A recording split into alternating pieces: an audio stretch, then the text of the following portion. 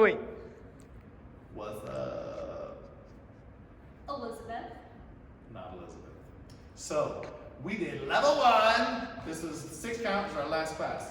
We did a little reminder of this stuff here. Back, boop, boop, boop, boop, okay? And then we did it with this hand. Rock, step, triple step, triple step. Really just a tuck turn, but we just practiced getting some feeling there and actually started to get some connection. I think they did a good job of that. Came eventually. So, and then we did the hard stuff. We did a mini dip. Let's do the rhythm. Okay. 5, 6, 7. We went up, rock, step, down, step, hop, and then we went into triple with after.